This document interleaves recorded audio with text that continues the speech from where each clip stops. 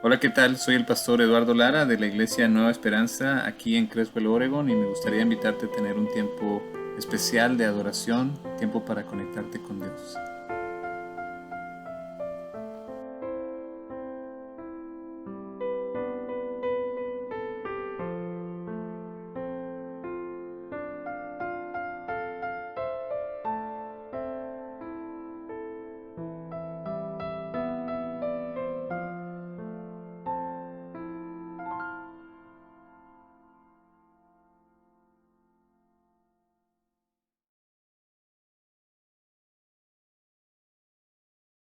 Seguimos meditando en Colosenses, en la carta de Pablo a los Colosenses, ya vamos a terminar casi.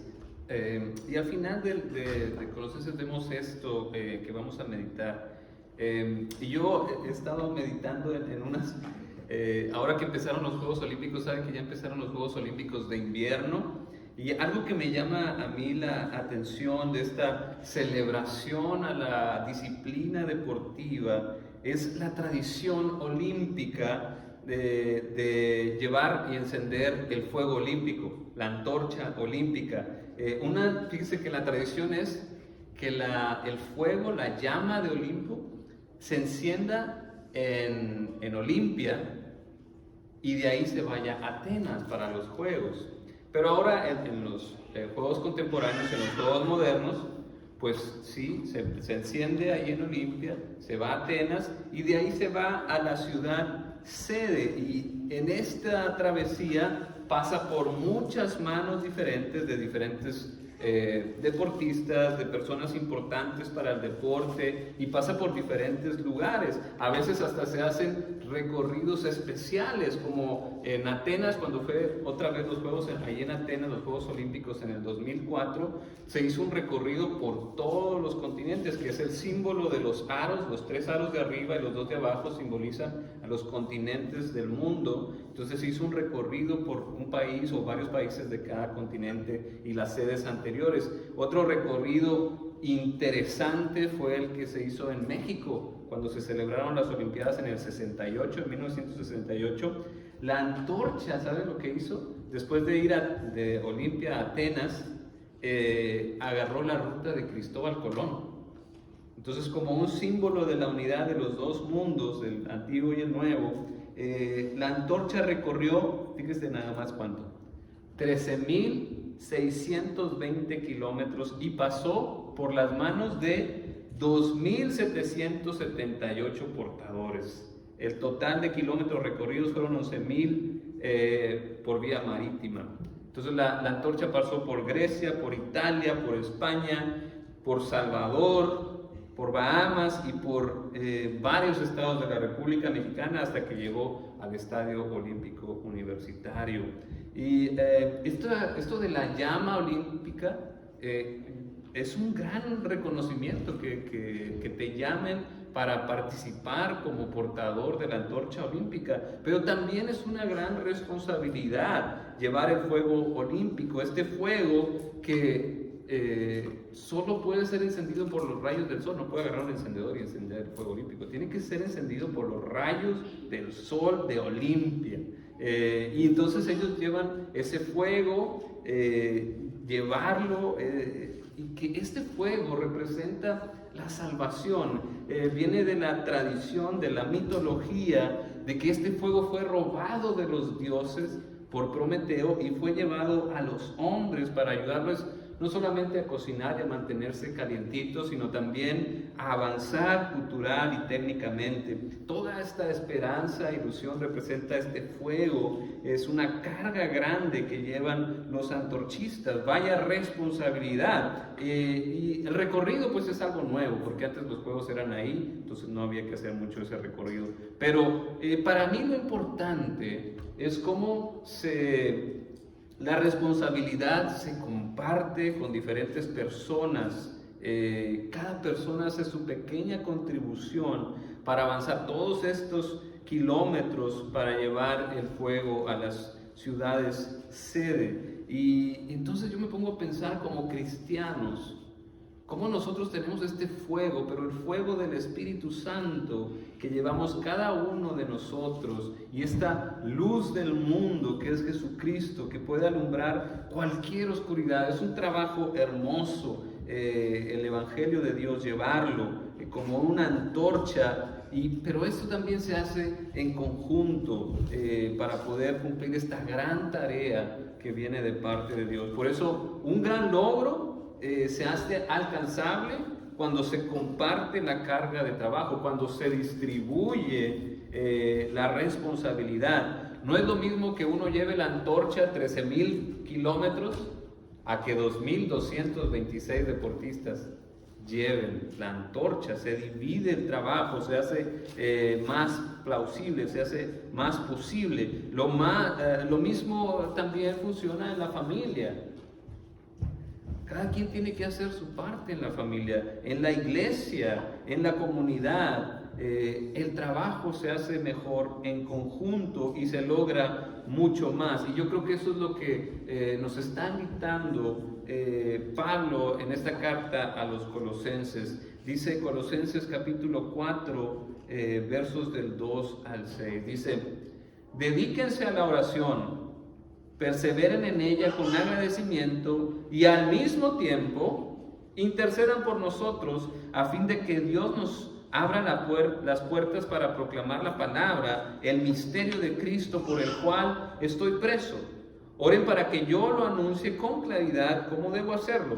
Compórtense sabiamente con los que no creen en Cristo, aprovechando al máximo cada momento oportuno. Que su conversación sea siempre amena y de buen gusto, así sabrán cómo responder a cada uno. En esta carta, que es corta, en 10 minutos usted puede leer la carta a los Colosenses, pero podemos dedicarle mucho más tiempo a la meditación y al estudio de ella. Encontramos grandes tesoros, verdades espirituales, y como el traslado del fuego olímpico, Pablo le pide a los colosenses que se agreguen a la tarea que nos ha dejado Cristo Jesús a todos los seguidores, que es compartir el Evangelio al mismo tiempo que uno trabaja en su propia vida. Y sí, quiero hacer una pausa en eso primero. Tenemos que trabajar en nuestra propia vida. No podemos descuidar, no es que tengo que ir a compartir el Evangelio, pero nunca trabajar en mi vida. No funciona así. Uno tiene que trabajar en su vida, tiene que echarle ganas. Y es lo que les dice Pablo: ustedes tienen el misterio revelado, que es Cristo en ustedes, la esperanza de gloria. Perseveren en la oración, es lo que les dice. Estar en comunión con Dios, eso es la oración. Ustedes lo necesitan, perseverar, es decir, persistir a pesar de los obstáculos, a pesar de las pruebas. ¿Cómo es una persona perseverante? ¿Usted conoce alguna? Una persona es que está duro y dale, ¿verdad? Que continúa a pesar de la severidad de las situaciones, persevera. Su compromiso, su pasión, su dedicación es fuerte. Pablo nos dice: perseveren en la oración. Hay que hacerlo, hay que seguir a pesar de lo que pase o lo que no pase. Uno tiene que seguir en oración sin importar las circunstancias. Hay que perseverar en la oración, porque eso, la oración, es estar en contacto con Dios, es tener esta relación que solo se puede dar a través de la oración, porque la oración es un diálogo con Dios, con nuestro Creador. A Él tenemos que traerle todo lo bueno, lo malo y lo feo, pero hay que estar en oración, llevar todo a la presencia de Dios. Y a veces, por lo que es la oración, que es estar en contacto con Dios, uno tiene miedo. No soy digno. Y puede caer en la trampa del enemigo. Dios nos dice: no tengas miedo. Él nos ama. Él ha dado a su Hijo. Y si nos ha dado a su Hijo, dice la palabra, ¿cómo no nos va a dar todas las cosas? Dios es bueno, no tenemos que tenerle miedo. No caigamos en la trampa del enemigo que dice: no lo mereces, que dice: Dios realmente no te ama. Si realmente te conociera, no te amara. Ese es un dardo envenenado del enemigo. El mensaje de Cristo es claro. Los sanos no necesitan doctor, sino los enfermos. No puedo pensar en alguien más bueno, hablando del amor, más paciente que Cristo. No tenemos que tenerle miedo a Cristo, que bendice a los niños, que trata a todos con amor, que a todos les da una oportunidad nueva, que nos ama con amor verdadero. No te dejes de las mentiras de este mundo. Dios te ama y te recibe siempre con los brazos abiertos una vez que tú decidas regresar. Cuando tú regresas, los brazos del Padre están abiertos. Y ahí está la clave para nuestra vida, pasar tiempo con Dios. Y es algo también que tenemos que hacer con una actitud de gratitud.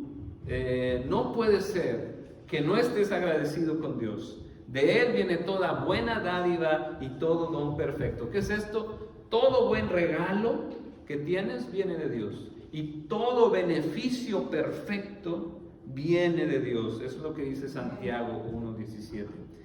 Mi pregunta es, ¿qué regalo, qué beneficio ha recibido de Dios?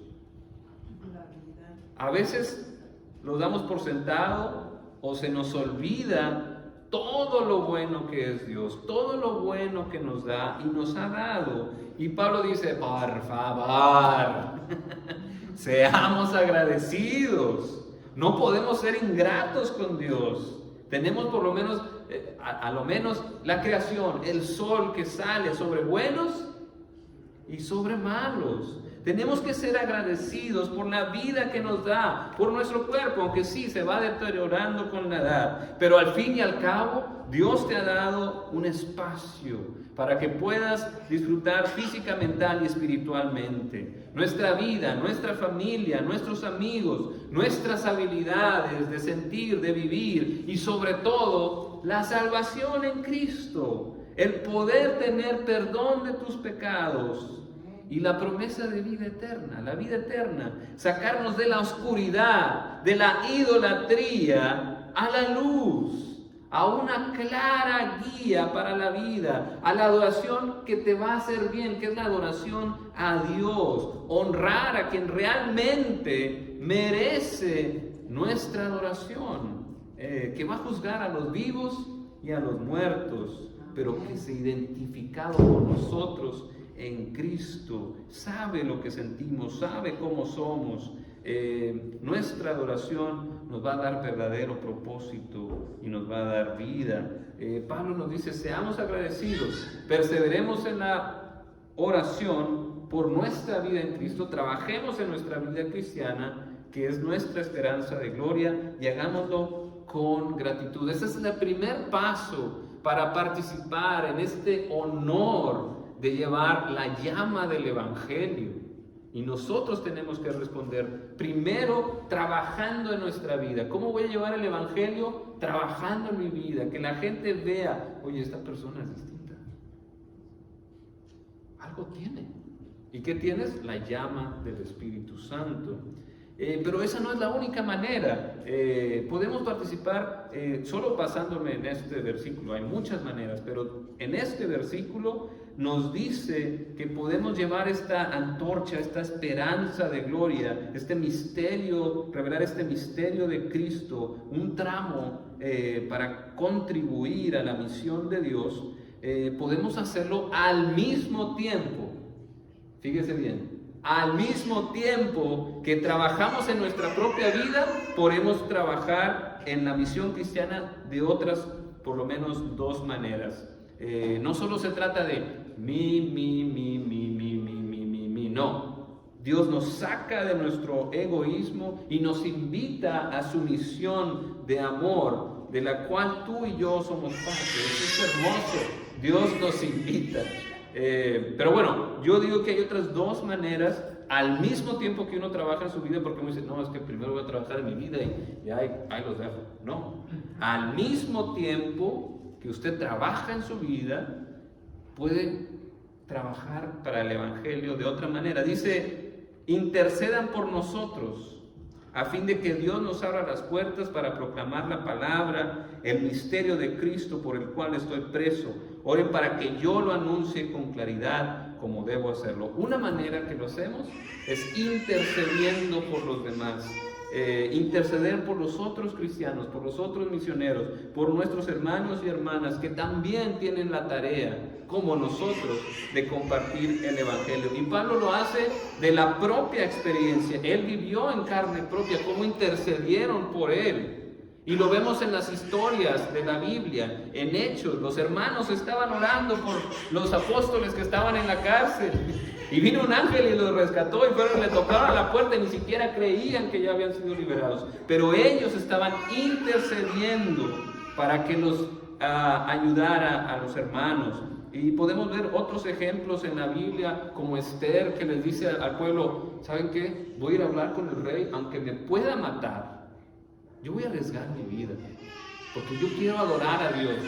Pero échenme la mano, ayunen, oren para que Dios se manifieste. Y Dios se manifiesta y puede hablar con el rey y salva a su pueblo. Pero hay que interceder, hay que orar unos por otros. No nada más enfocarse en la vida de uno mismo, sino también orar, interceder por los demás. Por los de mi círculo, los cercanos, mi familia, mi iglesia. Nos saca de nuestro egoísmo y nos da un propósito de proclamar la palabra. Ahora, ya que estudiamos el misterio de que es Cristo en ustedes la esperanza de gloria, tenemos que revelarlo, no es un secreto. Hay vida eterna para todos los que quieran y está en Cristo. Cristo es la clave, no hay otro camino. Él es el camino, la verdad y la vida. Entonces hay que orar para que esto pase. Hay que orar, hay que pedirle a Dios que pueda haber oportunidades. Eso es lo que pide Pablo. Oren por mí para que haya oportunidades y pueda hablar con claridad el mensaje de Dios, el mensaje que Dios nos ama y en Cristo nos ha dado salvación y vida eterna. Y esa es otra manera en que podemos llevar la antorcha, intercediendo por nuestros hermanos y nuestras hermanas para que haya más oportunidades para que la gente pueda responder al mensaje de Dios. Y la otra manera que dice Pablo, dice: compórtense sabiamente con los que no creen en Cristo, aprovechando al máximo cada momento oportuno, que su conversación sea siempre amena y de buen gusto. Así sabrán cómo responder a cada uno. Tenemos que compartir el Evangelio mostrando la diferencia. ¿Qué significa? ¿Cuál es la diferencia de tener a Cristo en mi vida? ¿Qué diferencia hace eso? Pues hace toda la diferencia, ¿verdad? Pero tenemos que dejar que Cristo nos transforme. ¿Cómo se vive sabiamente? ¿Qué es vivir sabiamente? Pues es aplicar lo que sabes de la sabiduría, del conocimiento de Dios, aplicarlo a tu vida. De nada te sirve tener mucho conocimiento, leer muchos libros, leer mucho sobre la Biblia, sabértela de memoria, pero no usarla en tu vida. No compartas. Jesús es muy claro en ese sentido. Después del sermón del monte, les dice: todo el que oye mis palabras y no las pone en práctica es como alguien que construye su casa sobre la arena. Vienen las lluvias, golpean los vientos y la casa se cae y grande es la ruina. Pero el que escucha mis palabras y las pone en práctica es como un hombre que construye su casa sobre la roca. Vienen las lluvias, vienen los vientos, azotan y con todo la casa permanece. Pero ojo, la roca aquí no es Cristo. La roca es poner en práctica sus enseñanzas, su palabra. Por eso es comportarse con sabiduría. No que te entre por un oído y te salga por el otro. Más bien que te entre por los oídos y que llegue al corazón y lo transforme. Dice Pablo que su conversación sea siempre amena y de buen gusto. A veces nosotros mismos podemos cerrarnos las puertas a las oportunidades que Dios nos quiere dar. Cuando nuestra conversación es tediosa, aburrida o desagradable, pues la gente se cierra. De nuestra boca debe de salir bendición, dice Santiago. Nuestras palabras hasta pueden ser medicina. Entonces necesitamos usar nuestras palabras no como veneno, no como propaganda para un bando o para otro, no causando intrigas ni chismes. Debemos promover a Dios, a la justicia, a la verdad, la reconciliación, el amor sacrificial, los valores del reino de Dios, temas agradables y claros. Según a quien le estemos hablando, tenemos que modificar nuestra manera de hablar para ser siempre respetuosos. Tenemos que ser respetuosos. Tenemos que aprovechar las oportunidades que se abran para compartir el Evangelio. Pero un método que estudiamos el año pasado aquí en la iglesia es el de Testifique sin temor. Un excelente libro acerca de cómo compartir el Evangelio, porque una de las mayores temores de la gente al compartir el Evangelio es que vayan a ofender. Yo no quiero ofender a mis amigos, a mis hermanos, a mi familia. Yo quiero compartirles esta fe que tengo, pero ¿cómo le hago para no ofenderlos? Y entonces él dice, bueno, tienes que hacer ciertas preguntas y ver cómo responde la gente, a ver si ellos quieren escuchar o no. Otro libro dice, hay que hacer un espacio para que Dios pueda obrar. ¿Cómo puedes tú crear un espacio en tu conversación para que Dios actúe? Puedes hablar acerca de alguna verdad bíblica o lo que sea y ver cómo la gente reacciona. Pero también tenemos que hacer preguntas buenas que lleven a una conversación espiritual. Pero antes de hacer las preguntas, yo quiero que entendamos que como cristianos tenemos que ser respetuosos. Y fíjese lo que dice Pablo, que su conversación, tiene que haber una conversación. ¿Cómo es una conversación? Es igual que un monólogo. Un monólogo es que yo estoy hable. Eso es un monólogo.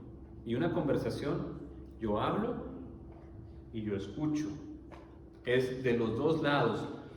Pablo nos dice, tengan un monólogo, no. Tengan una conversación. Y eso quiere decir que tenemos que estar dispuestos a escuchar el punto de vista de alguien más. No sabe cuán beneficioso es para una persona ser escuchada. ¿Alguna vez te has sentido escuchado? ¿Cómo sentiste? Oye, mira, esta persona sí entiende, sí me escucha. Pero nosotros como cristianos a veces nos cerramos. Como creemos que tenemos superioridad por tener a Cristo. Pensamos que somos superiores. Pero la verdad es que es por gracia que hemos recibido a Cristo. No somos mejor que nadie. Y tener esta verdad que no se nos suba a la cabeza, sino que nos haga como Cristo, humildes, y escuchar el punto de vista de los demás, que no va a ser muchas veces lo que nosotros creemos. ¿Cómo esperamos que un no cristiano se comporte como cristiano? No se puede. No conoce a Cristo, no ha sido transformado. Entonces nosotros tenemos que tener paciencia y tenemos que escuchar el punto de vista de la otra persona y no forzar a que crea en Cristo. No es por fuerza, no es con ejército. ¿Por medio de qué es? Por medio de su Espíritu Santo. El Espíritu Santo es el que convence, yo no.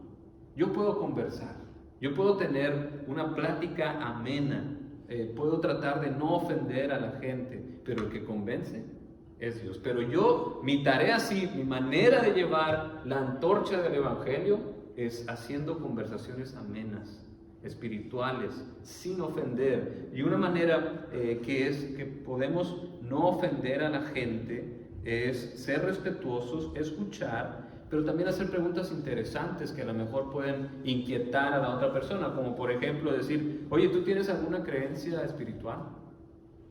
Y entonces la persona te va a decir, dice, ok. Y tú puedes escuchar y contestar. ¿Quieres que te diga lo que yo creo? Y si la persona dice sí, Dios te está dando una oportunidad. Cuéntale de tu fe, cómo Dios ha transformado tu vida, tu testimonio, lo que ha hecho contigo y lo que Dios puede hacer y el plan de Dios, que es la salvación de todos en Cristo. Pero si te dice que no, ¿qué vamos a hacer? Yo. ¿Nos vamos a...? Pues no, ok, está bien. Va a haber otras oportunidades, otras personas. No me tengo que molestar ni nada. El Señor no es el tiempo. Pero uno tiene que preguntar, tiene que ser considerado. ¿Quieres escuchar lo que yo creo? Sí. No. Okay. Si no, pues no. Seguimos teniendo una plática amena, seguimos dando testimonio con nuestra vida. Pero puedes hacer ese tipo de preguntas. Oye, ¿quién es Jesús para ti? Y ahorita está de moda el Jesús histórico, pero no el milagroso, no el de la Biblia. Y tú puedes hacer una conversación, o, oye, ¿tú crees en el cielo o en el infierno? Y entonces la persona te dice, no, pues sí o no, pues no. Y luego le preguntas, ¿y tú para dónde vas? Y ahí puedes hacer una conversación y traer la Biblia, y traer la palabra de Dios y dejar que el Espíritu trabaje en tu conversación. Pero no te sientas con esa responsabilidad. Tu responsabilidad es llevar la luz. Si la gente la rechaza, es problema de la gente. Pero yo hago mi parte, yo camino mis kilómetros que el Señor me está dando. Acepto esta gran responsabilidad, pero lo hago con alegría. Dios me está invitando a mí a llevar esta luz. ¡Qué padre! Pero bueno, esta es la manera que yo veo en este pasaje cómo podemos llevar la antorcha del Evangelio, la luz del mundo, la esperanza de todas las naciones, no importa de qué color seas, de dónde hayas nacido, ni qué idioma hables, el Evangelio es para todos. Y el Señor nos invita a ser parte de esta travesía, de esta misión de llevar la luz del mundo. Primero, trabajando en nuestra propia vida, orando, persistiendo en la oración con una actitud de gracias, trabajando en nuestra vida cristiana y también al mismo tiempo intercediendo por otros para que el Señor obre en ellos y les abra las puertas, y con nuestra sabiduría, viviendo de manera sabia, aplicando las verdades del Evangelio a mi propia vida primero yo, y también teniendo conversaciones amenas, siendo respetuoso, haciendo buenas preguntas. Y pues la pregunta es, te invita el Comité Olímpico a llevar la antorcha, ¿qué le vas a decir? ¿Sí o no? Voy a hacer este canto, que es un canto de respuesta, para que usted le responda a Dios como el Señor le esté pidiendo.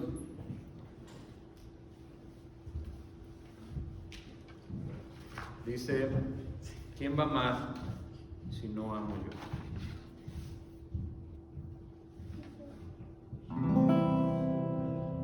Mas ¿quién va a amar si no amo yo? ¿Y quién traerá la luz? ¿Y quién va a amar si no amas tú? ¿Y quién va a continuar? El sol y las estrellas mil ardiendo alumbrarán. Los astros del espacio en la noche brillarán. Mas ¿quién va a amar si no amo yo? ¿Y quién traerá la luz? ¿Y quién va a amar si no amas tú? ¿Y quién va a continuar? El viento va a soplar y el mar sus olas moverá. La tierra